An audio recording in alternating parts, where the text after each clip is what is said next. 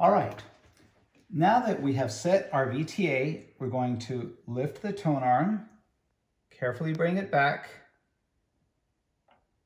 We're going to remove the protractor, which, by the way, earlier I mentioned it's custom made for this, and that is because you have the exact settings in this grid for the overhang, meaning the distance of the needle from the center of the unit pivot.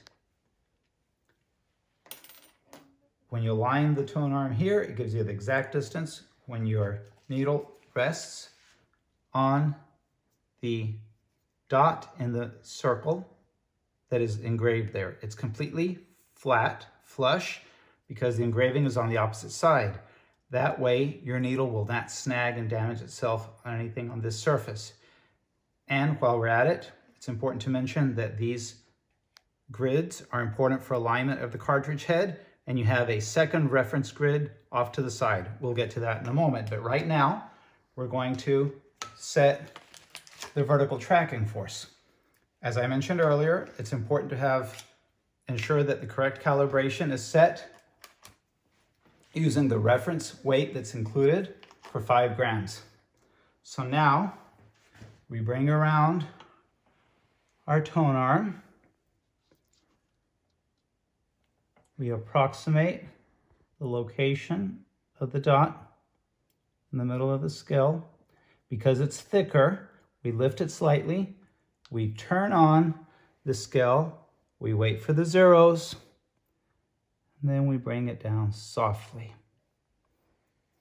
Okay? Here, you will see what your reading is. And according to the manufacturer specification, manufacturer of the cartridge, of course, you want to look at the range that is recommended. In this case, the recommendation is 1.8 to 2.2 grams. I'm at 1.52. That means I'm a little bit light in front. I need more weight in front. In order to gain more weight in front, I pull back the tone arm and I push the counterweight towards the unipivot cylinder.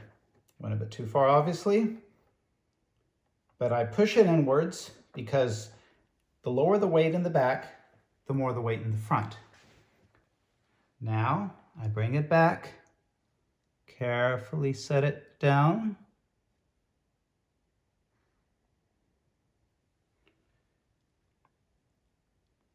And I've increased 1.9. Very well. That is good for what I need. Obviously, I've had a little bit of practice here. So I did it the first time. You might have to go back and forth a few times. All right. I'll show you now the other setting that's very important. We remove the digital scale, which by the way comes with 2 batteries, but I like to go ahead and turn it off even though it does turn off automatically just to make sure that the batteries don't run out on me. We reinsert the protractor. We bring the tone arm back around. We set it again, always flush against this arm, which is the reference point.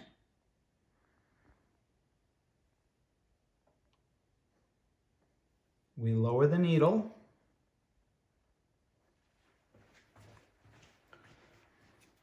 I had already set it before the video recording, and I had already verified that my needle tip falls right in the center of the circle in the grid. What I recommend, and it certainly was necessary in my case, is to use your camera on the phone to take overhead photographs, and I will insert a couple of photo samples in this video so you see what I mean. And that allows you to really zoom in and check, because just eyeballing it and moving around and so on can be a little bit difficult. And believe me, a difference of 1 or 2 millimeters is certainly noticeable. You want to optimize. A little bit of a headache, a little bit of a trial on your patience, but believe me, you will greatly enjoy the results if you're taking that care. And now in the next section, I'll go on to the azimuth settings.